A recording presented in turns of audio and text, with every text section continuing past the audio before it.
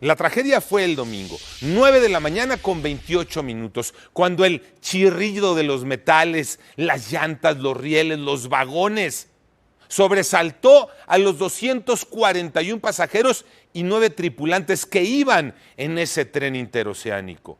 Justo al salir de una curva, en esa estrecha ruta, donde las vías parece que se hacen una delgada línea entre el cerro y el desfiladero.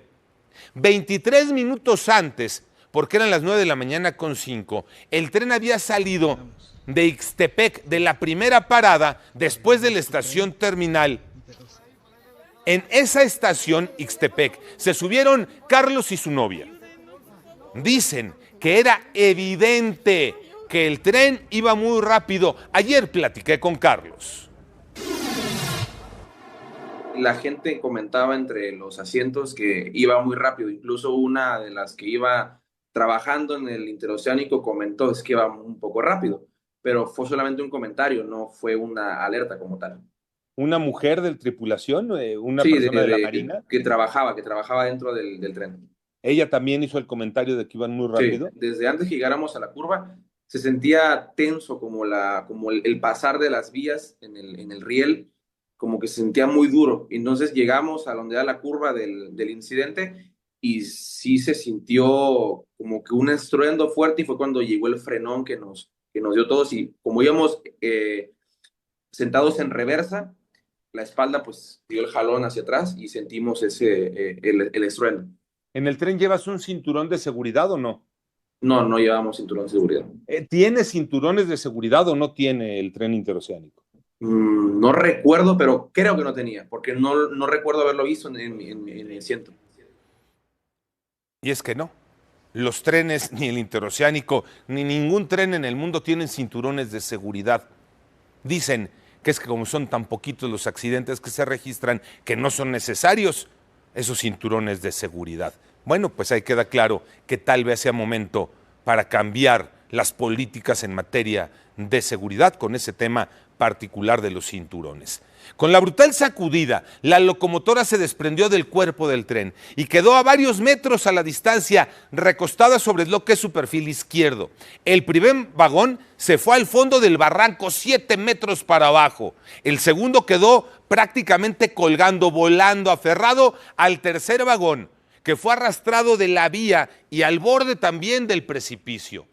¿Cuál fue el sentimiento en esos primeros segundos después del descarrilamiento? Carlos iba en el cuarto vagón, el ejecutivo. Mucha impresión, mucha como frustración por tal vez no poder alertar, porque como no había señal, no había una comunicación en los teléfonos, cómo avisar tan rápido, ¿no? Que había una emergencia y al ver tanta gente desesperada que, pues, no sé, digamos, por ejemplo, que en el vagón iba gente que su familia iba en el otro vagón que se volcó. Uy. Entonces la gente empezaba a como que a sentirse mal de que iba mi hijo, iba mi hija, iba mi hermano, iba mi, no sé, sentía la gente como ya esta frustración de qué hago, ¿no? O qué hacer. Después de toda esa tragedia, a Carlos y el resto de los pasajeros que no tenían lesiones graves, los subieron a otro tren que llegó sobre la misma vía y en esa hizo el camino de vuelta a Ixtepec, eso sí, 2 horas y media después. ¿Cuánto tiempo estuvieron ahí en medio de la montaña? Sí, 2 horas más o menos aproximadamente, porque le digo, en lo que 2 horas, en lo que la gente sacaban a la demás gente, y luego posteriormente llegó el tren en el que del lado de que veníamos de Ixtepec, Oaxaca, para otra vez llevarnos de regreso a Ixtepec. Es decir, en un tren, llegó un tren por ustedes, se suben ese tren sobre esa misma vía y el tren va de regreso. Sí, de regreso. ¿Y en dónde los bajan? ¿En Ixtepec, donde ustedes subieron? Sí, en Ixtepec nos bajaron. Ahí bajan a todos los que se veían bien, que no habían Sí, de hecho necesitado atención hicieron médica. una parada antes de llegar ahí a la gente que aún estaba bien, entre comillas, y que se podía levantar y caminar, pero tenía leves contusiones.